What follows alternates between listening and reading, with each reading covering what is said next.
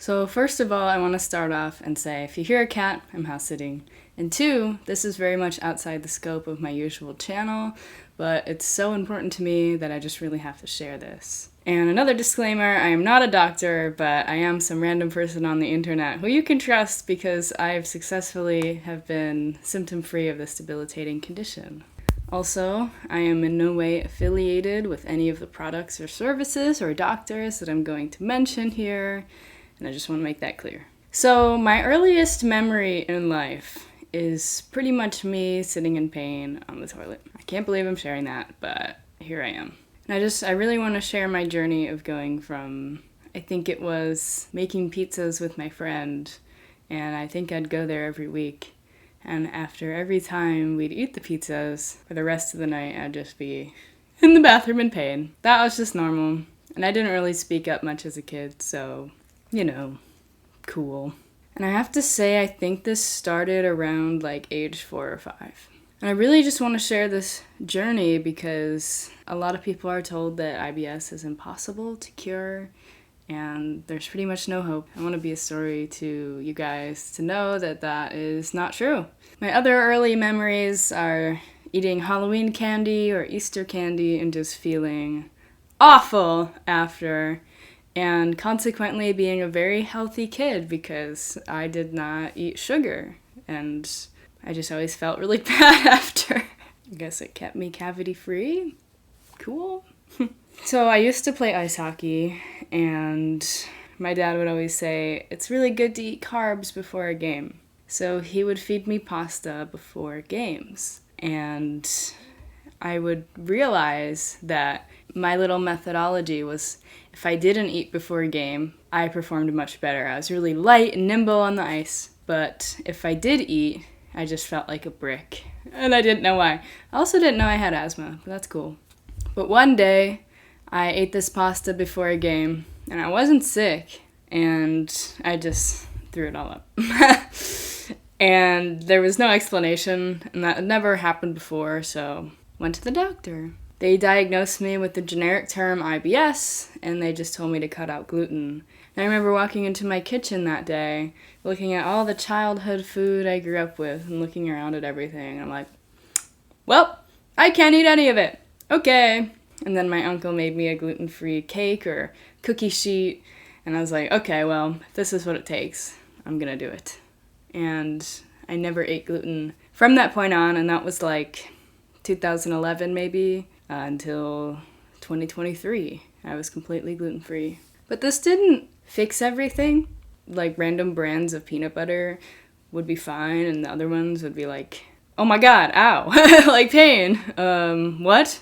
It's just random foods, and I did end up doing an allergy test at some point, and nothing came back positive, so it was well, just gluten alone wasn't the answer. Just cutting that out wasn't the answer, so I just kind of lived with it, and it took me a while to figure out what all of my symptoms really were, because I just lived with it for so long that I just thought it was normal, but now I figured out that everything all together is gas, bloating.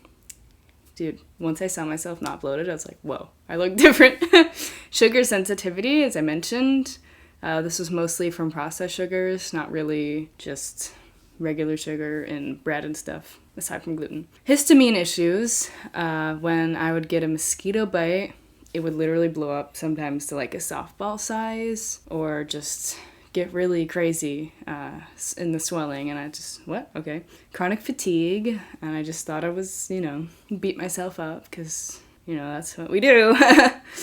Constipation, took me a while to do anything. Brain fog, just literally would watch a movie and then I couldn't remember anything, just memory and brain fog was really bad. And intestinal inflammation, which I also just thought was normal, oh, my stomach's burning, that's normal, right? I didn't eat in a while. Nope. And of course it was painful. And then mental health issues associated with this. And the reason that I really started to address all of this and even notice it was actually, I went to England in 2022. And I know there's this weird debate between America and the UK with their food. And Americans say England's food is this or that, bland. But I went and I was so blown away by the food quality and their food standards and how much they really care. Like in the US, it's basically if you eat something and you don't die immediately, it's like it's fine to have in the food supply. Versus there, it's like, let's be preemptive and cautious about what we feed people. So that was amazing. I had all of this dessert and all of this different food, and I felt like normal, and I didn't realize how bad I always felt before that. It really made me start to wonder, maybe, like, this just dawned on me, but I was like, maybe it's a microbial difference because I'm in a different continent, you know? I'm on a different continent for the first time. But I had no basis for that. That was just, like, my instinct. Like, maybe, like, my microbes are reacting differently. But I didn't really know anything because, like, IBS is just a generic term and it doesn't really tell you what the problem is. So I remember I got home and I had some homemade sorbet from a roommate. It was just lemon, water, and sugar. And I had that and I was, like, sick for hours. That was, like, my welcome home gift coming back to the U.S. And literally everything I ate after that was pure hell. And it was so random. You know, it wasn't as simple for me as just cut out sugar or cut out gluten or cut out everything. Like, it was so painful. And so it really forced me to, like, look into this. And also I started practicing Buddhism around this time. It's like kind of the Tina Turner style with chanting. And when you start, they encourage you to, like, chant for the impossible. And so I was like, you know what? I've been literally told IBS is impossible. So, like, how about I try chanting to cure it? Like, I'm trying to work on my music goals, but I have to eat 3 times a day, and it's awful because it's so painful and all these issues. So, yeah, I really committed to that and just earnestly practiced towards that goal. So the research began, and I actually I saw an ad for sugar intolerance. And normally I'm, like, really, you know, careful with private browsing and stuff because I'm a nerd, but I was like, whoa, I've never heard of this. It was called SIBO. It was a, like, actual sugar intolerance, and you could do a breath test for it. So I was like, well, you know, maybe it could be that. And then that was about all I had, and I went to this party with my brother that was just kind of some nerds hanging out. That's what you call a party, I guess. And they ordered food, and I'm like, oh no, because I literally, like, had to bring my own food, like, so many places, like, my whole life and school and just... Anyways, it was like, oh no, they brought food again out in public. I don't know what to do. Like, totally didn't know anything at this point. And I'm, like, looking for answers and I'm just standing around the table and I'm like, oh, what's this, what's that? And I'm, like, asking, like, a lot of questions, like, for someone that actually cares to know what's going on. And this guy is just like, hey, do you have SIBO? And I'm like, what's that? They're like, my roommate has it. Like, maybe you have that. It's like, okay, cool, thanks.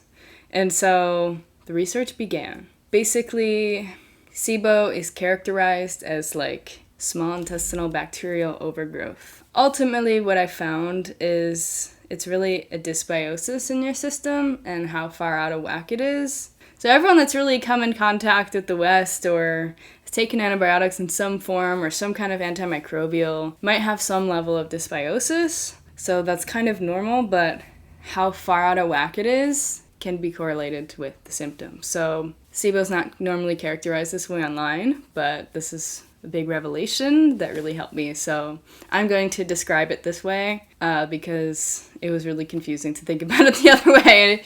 So I started Googling and just Googled the entire year, up, like, all night on Reddit forums and trying to watch any videos I can and really kind of getting nowhere, and all these doctors are saying different things, but I did find out there was a test that you could do for SIBO, so I'm like, okay, cool. And so I went to this GI, and I drove to LA for it. You know, he follows, like, the Pimentel papers. There's this guy, Mark Pimentel, who's leading a lot of this research on SIBO. So I was like, cool, like, he'll test for SIBO. A lot of GIs don't, or they don't even know what it is yet, so that was important. And so I got tested for parasites because that can also be a reason you get GI problems. And I tested for SIBO and CSID. Parasite came back negative. CSID came back negative. SIBO came back positive. Thank you, random guy. at this place. You changed my life. Thank you. If you're watching it, really, thank you.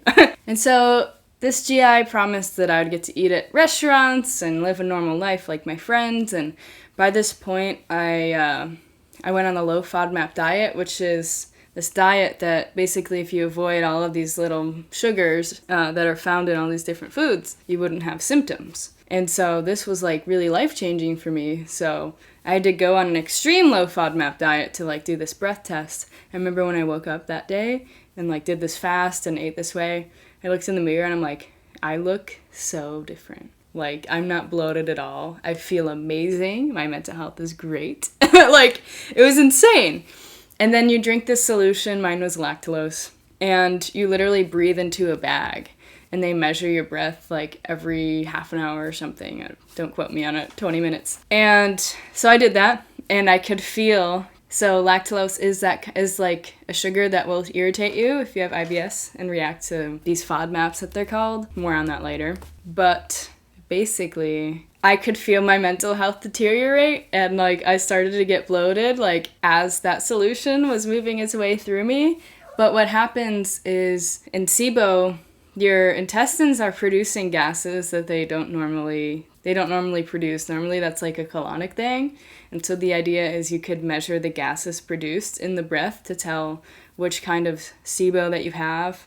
And the different types of gases characterize different types of symptoms generally. So right now we're aware of 3 kinds of SIBO. That's SIBO hydrogen dominant, there's methane dominant, and then hydrogen sulfide. Third one, at this time, we don't have a whole lot of testing for, but some places are starting to test for it. Great! So they put me on rifaximin and neomycin. It's supposed to be this epic duo of antibiotics that are supposed to wipe out this bad bacterial overgrowth, right? So it's like 2 weeks, and it's like 3 times a day. It's pretty intense. And while I was taking it, I didn't have any like die-off symptoms where the bacteria dies off and creates a lot of problems, maybe slightly. In some people, it can be much worse, this die-off symptom. But I felt great. My bloating was like really calm, and I was able to eat like FODMAPs and not react to it and stuff. And it's like, great, it's working. And then the day I finished them, symptoms are back. Called the GI, and I was like, is this normal? And they're like, that's weird. And then that was the end of that. That was it. One of the best GIs in the US. Following the SIBO research and the experts, that was it. They're like, we could try again. I'm like, well, this doesn't feel right. But they also didn't really push that on me. I don't know. Some people do this like 10 times, though, so I wasn't really feeling confident about that.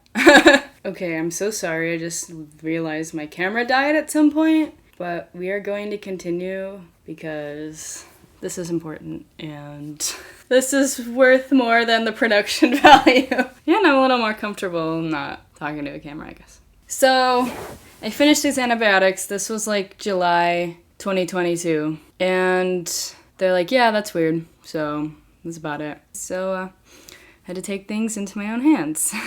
So, at this point, I wasn't sure if I should do low FODMAP again and just like live on this diet forever, because that seemed like the only option. But everywhere you look, it said you can't live on this diet. It's supposed to be temporary to see what you react to. But I was like, what's the point? I just react to everything. Like, it's all a problem. What's the point? Why don't I just live on this forever? But, you know, you can't eat normal things like garlic and onion. So it was like, have fun going to any restaurant ever, having any normal life for the rest of your life.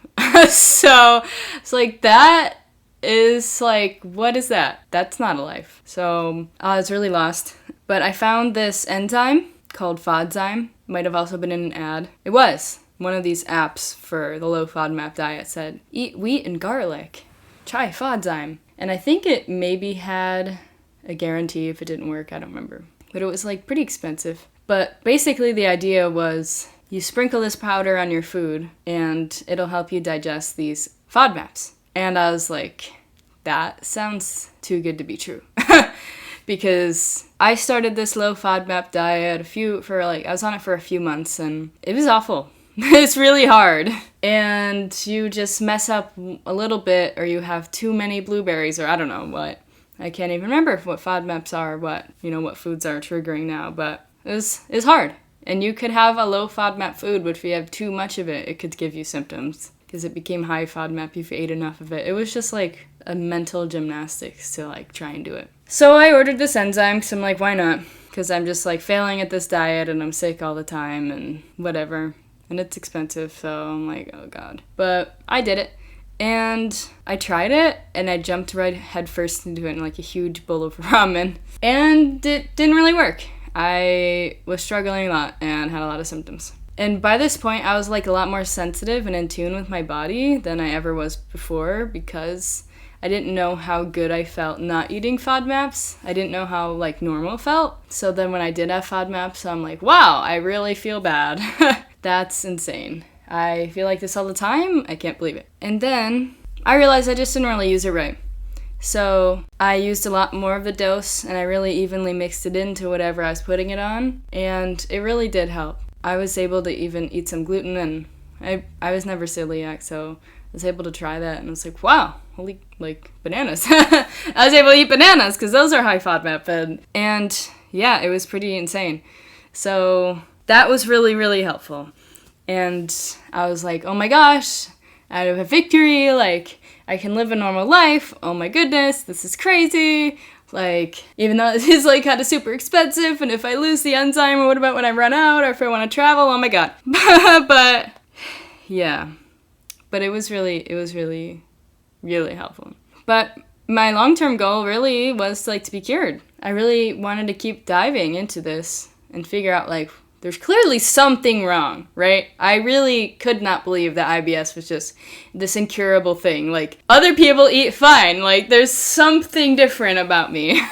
And aside, I did go into, like, a long tangent researching the US and the food quality, and that was, like, definitely alarming. But I did see, other people are eating it, and they're, like, quote, fine. So, there is something wrong with me, and I did get this test and it's showing that. So I spent from July to December, like, living online, watching everything I could find. Everyone's saying different things about SIBO. If you have this, don't do that. If you do this, don't do that. Like, no really, like, clear path forward. It's just so much about, like, killing the SIBO but I did see stories where people would like do killing rounds of whatever antibiotics like 10 times or there's also like a liquid diet called the elemental diet where it only gives you your nutrition. It's supposed to like starve out the SIBO for like who knows how long, many weeks, and you live on all liquid. And that's what I was about to do. I was so desperate around December and January, I was so exhausted at this point. In December, I pretty much spent the whole month in bed. And then I was just researching and I wasn't sleeping because, like, the fatigue was just so bad. And I was like, I don't know what's going on. Like, this is horrible. And yeah, I also kind of thought about my childhood. Like, I didn't do a whole lot of sleepovers. I'm just like, oh my god, how has this condition affected, like, my whole life, That's really crazy to think about. But I was about to go on this liquid diet and the recommendation was, like, 3 weeks or something I was literally prepared to do it for, like, 12 weeks if I needed to feel better. Which is not safe. I do not recommend doing that. And I didn't. Because I found this channel on YouTube where this lady who was saying these things that really contradicted everyone else in the SIBO space.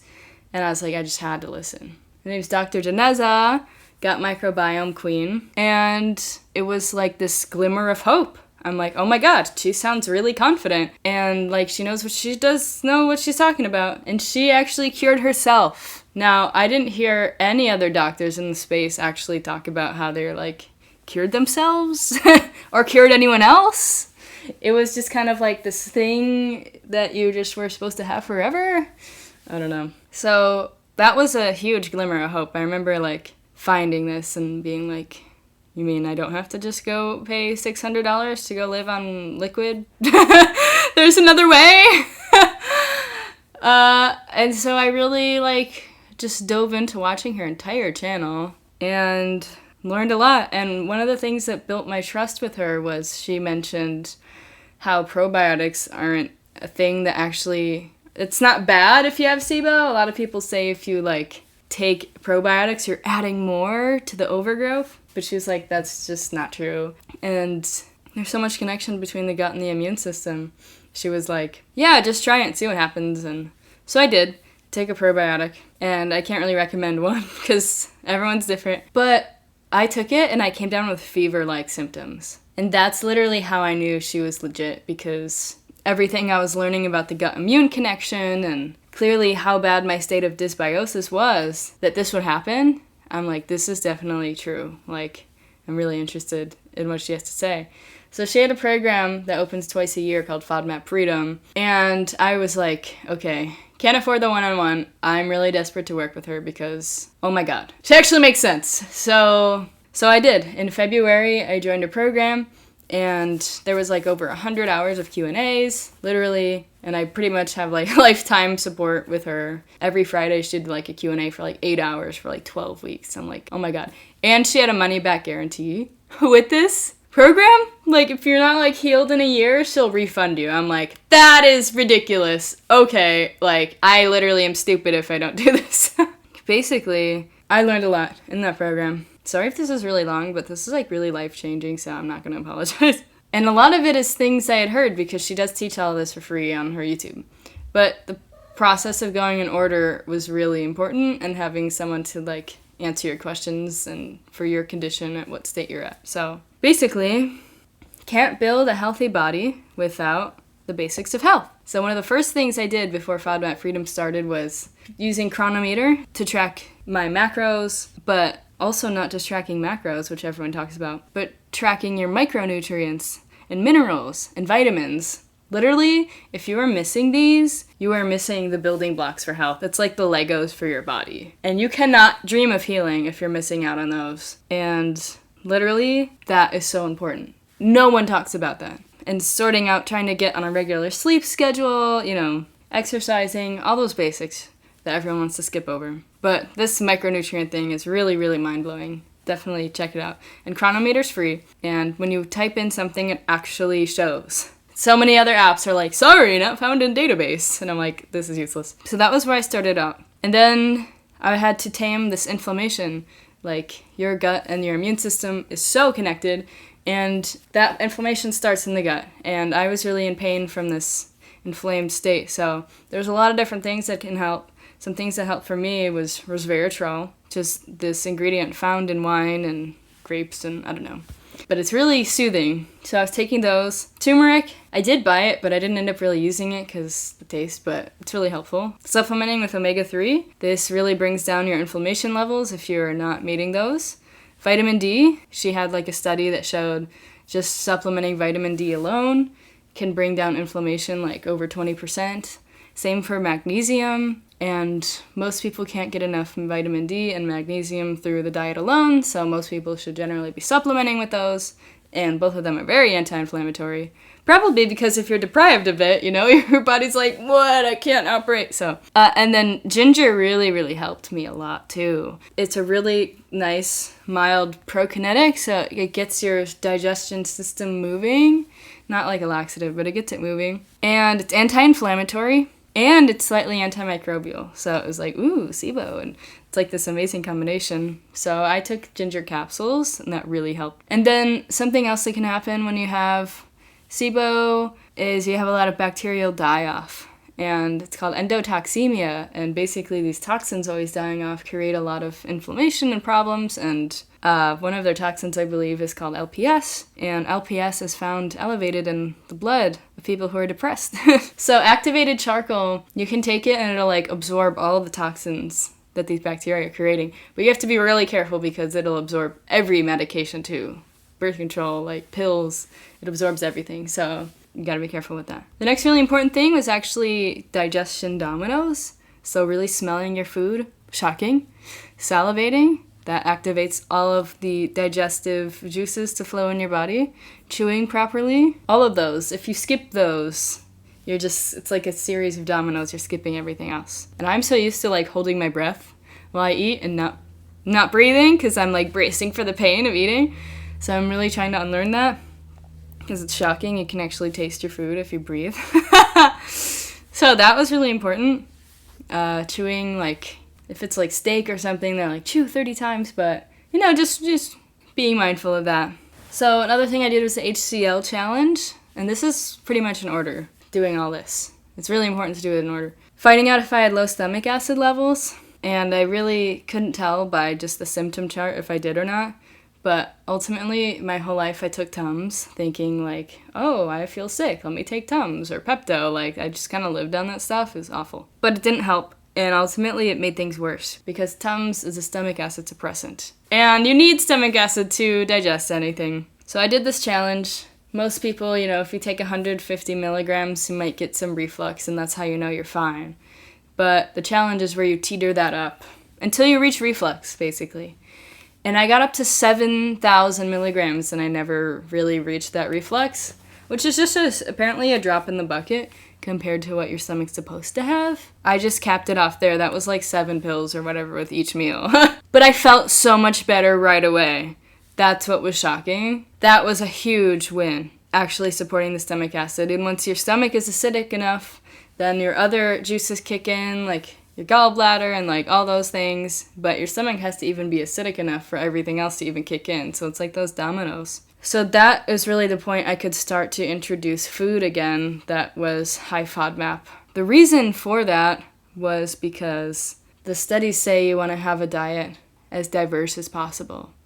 So pretty much forgetting about restricting things and really just pumping in the diversity. So the studies say you want to have at least 30 different prebiotic fibers a week. So 30 different plants, basically.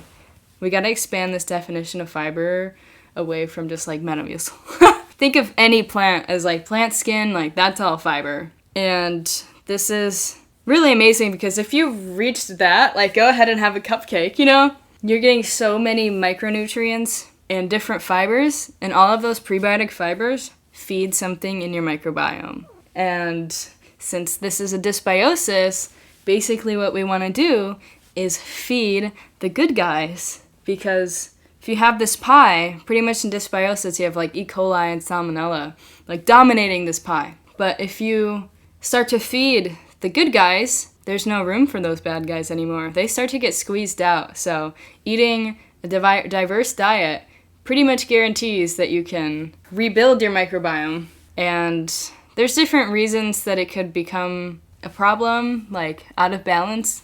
For me, it was many rounds of childhood antibiotics for ear infections, and that's what caused it for me. But for other people, it could be actually a parasite can somehow start this. Many people, they have a food poisoning event, and then they've never been the same. So, an ideal goal really for me is like 100 grams of fiber a day. I definitely don't get that all the time, but when I was really suffering, like I really tried to get to that. And if you think about this diversity thing, it makes sense to me, because when we're like nomadic tribes, picking different berries off different trees every day, like you weren't eating the same thing every day. That diversity really would ensure you're meeting all of these essential building block needs and getting a lot of fiber. There's actually some crazy studies where they like try to study the matters of tribes that have never been in contact with Western medicine, and it's pretty fascinating, this world of research in the microbiome that's going on right now. Another thing that can happen in SIBO that's really important to be mindful of is impaired motility. And when everyone thinks of that, they just think of like, just take a laxative. But what you really want is a prokinetic, and a prokinetic doesn't just speed things up, like just push it all out. But it just kind of wakes everything up and gets things moving. If things are moving so slowly, then it has a chance to ferment and then cause symptoms. So finding a prokinetic, and also just working on your stress and like everything else, like are you happy in life? Like all of this impacts your motility. Not just finding like a pill, but all of it together holistically. So for me, I did a Prokinetic challenge with Dr. Janeza. She sent us like 10 different samples to try, because literally she has this database where everyone she's ever worked with tries this Prokinetic challenge and reports back to her what worked for you and what were your symptoms with the other ones. And everybody's different. So there's things that are most popular, but for the first 3 of them, I got crazy radical symptoms, and other people are fine. So it's not a reflection of that brand or whatever. It's just really that everybody's different. So it's kind of a huge pain. There's not really like a way to cheaply get samples. So I don't know. if we want to pool together and make a way to test and do this Prokinetic challenge. But otherwise, it's literally you have to buy the whole bottle and try each one for a week and see if it works, which is kind of unfortunate right now. But there's no one-size-fits-all answer. But what's really radical, too, is within this realm of prokinetic and motility and everything, literally, there's a study out of India that shows that putting like patients on a yoga regimen 2 or 3 times a week has been shown to be just as effective at controlling symptoms than a low FODMAP diet. That is ridiculous to me. That is insane. Like, that was the first thing I learned in this program, and I'm like, wow. Oh my gosh. Okay, I'm listening. And then another part for me was seeing if I had Candida. Now, Candida is a fungal thing that is natural and naturally found in your body. But what happens generally with antibiotics, and if anyone has ever had a UTI, you know this, you take antibiotics to wipe out the bacteria, and then you get a fungal infection because you just threw out the balance of the fungi too. This makes perfect sense to me within the sphere of SIBO because I wiped out all the good bacteria and I definitely wiped out the balance. So I wasn't sure if I had a Candida problem, but I couldn't figure out why I struggle with sugar so much because sugar isn't actually a FODMAP. So this really was mysterious to me for a long time until I learned about Candida. And Candida is primarily fed through sugar, and sugar can be a trigger for it. And some people have such a problem where just regular kinds of sugars found in grains can affect them.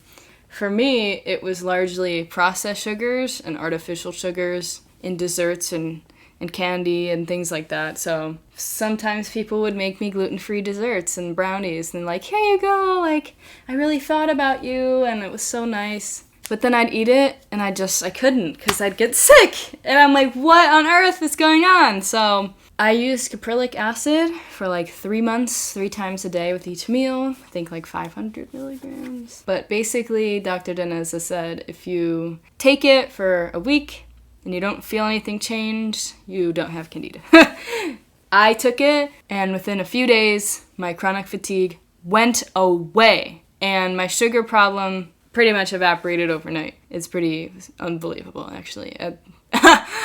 So I definitely had a problem with that. So just want to reiterate here, SIBO, in my experience, is a dysbiosis. It's a disruption of this delicate pie of your diverse rainforest of microbiome bacteria that's supposed to exist there.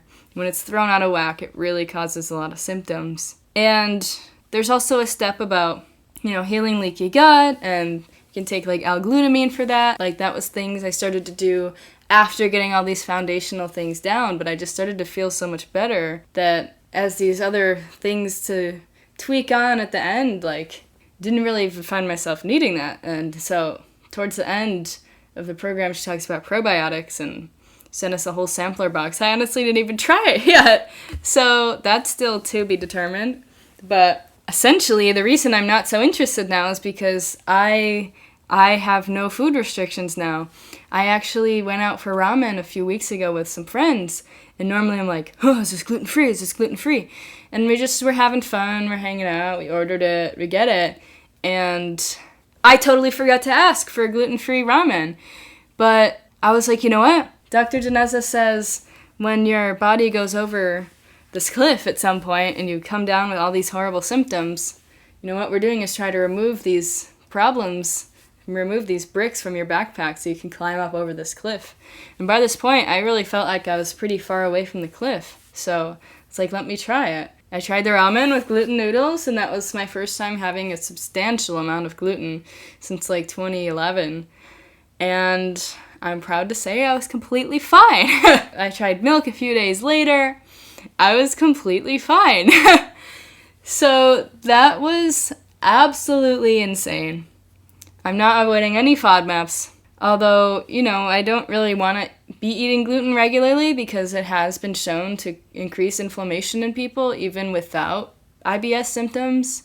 And I've just been gluten-free for so long, it's doesn't even really feel like real food to me anymore. And why do I want to go eat desserts? And, I don't really miss any of that stuff. But now I know I can have it. And so right now, this has really freed me up to really be working on my dreams of music and creating and putting things out into the universe instead of just suffering all day. Yeah, all of the symptoms I mentioned before. Whenever I've gotten a mosquito bite now, it's not blowing up like at all. Sometimes I don't even notice I have them, which is insane. That has been a problem for so long. So I made a goal when I joined in February to be cured by May, which is my dad's wedding, 2023.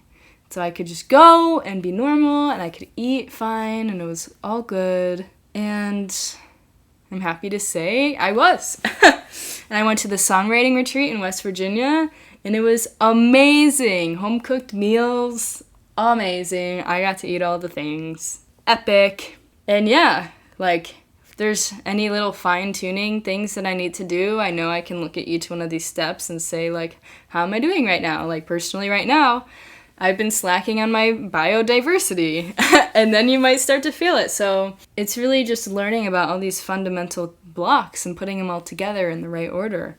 I really just wanted to share my story as hope to anyone grappling with IBS, because I really set out to prove that I could cure this, I could heal it. I wasn't going to take no for an answer. And, like I said, Buddhism really helped me. It gave me the hope to continue and press forward. And yeah, I really hope this helps. And a few additional learnings, because we all have to nerd out here. So I think the American diet guidelines say to get 25 grams of fiber a day. And I heard like most people fail to get like 5 grams, which is like ridiculous. You could kind of see what could happen there. Pretty much the reason they say to not live on a low FODMAP diet is because those FODMAPs are the prebiotic fibers that feed your microbiome. And so when you're in a dysbiosis and you give it more food, it's like the bad guys are fighting for it, and like it just, I don't know, somehow it creates all these symptoms and gas, and like these gases create all these other issues and everything. It's just awful. So, but you need those prebiotic fibers in order to heal. So it's like this double-edged sword, right? Where you want to cut them out because they make you sick, but you actually need more of them to actually heal this condition. So that's why making sure the stomach acid is good and all these other factors, like I mentioned earlier, help push you over that ledge and like get you onto the side of healing. But, you could take some prebiotic fiber supplements and stuff. And I wasn't really heavy on testing with this because literally if you just sock your system with like as many different prebiotic fibers as possible, like you are just whatever, species you have dominating your system, whatever, it doesn't really matter. It doesn't really matter about getting all these tests and everything. It's just how you feel. And the more you feed the good guys, you're going to have a very diverse system that will bring your system into balance and harmony. Really awesome resources. This guy, Michael Pollan, who has done this awesome research on food and has this book, Food Rules. And he's also found in his research going to like all these different diverse cultures and communities and studying their diet habits and looking through the past and everything to see like what can we learn and deduce from that. And he learned that the SAD diet, the standard American diet, is the diet that results in the most diseases in the entire world. So say you go to the Arctic and it's high in fat, like whale blubber and whatever, or like the Native Americans, like high in grains and maize, and people are just hunting animals like high in protein. Like none of those categories alone just results in disease. It's really just the standard American diet does. And in my opinion, from all this research that I saw, really could just be that we're starving our microbiome, and 80% of your gut is lined by your immune system. So you can see if there's literally holes in your immune system because your gut is a mess, you're just going to let in whatever, and your disease control isn't going to be very good. And also, if you're not getting all of these different diverse plants every day and not getting all these different fibers, you're missing out on these micronutrients that are literally building the army of defense for your body inside and out. So it really just makes sense to me. I don't know, I'm not a doctor, I'm just someone who's healed from this crippling condition, and these things just feel like they make sense to me. So this idea of freedom around food, like maximum diversity of food, is so much more liberating than restriction and living in restriction and fear of food. So, too long, didn't read. Your microbiome is like a pie. The more you repopulate with good bacteria, the more the bad guys get squeezed out. Good bacteria have an antimicrobial effect on the bad guys, who are opportunistic and take hold in dysbiosis conditions. This is how I healed without antibiotics. So, I know this was really long. It kind of just ended up turning into a podcast. That's cool. I'm going to go with the flow. Thank you so much for listening to this. I sincerely hope that this was helpful to people. And I know it's really far out of the context of what I normally post, but who cares? I'm just going to start to share my real life and put myself out there as I am. And hopefully it reaches people. So thank you very much.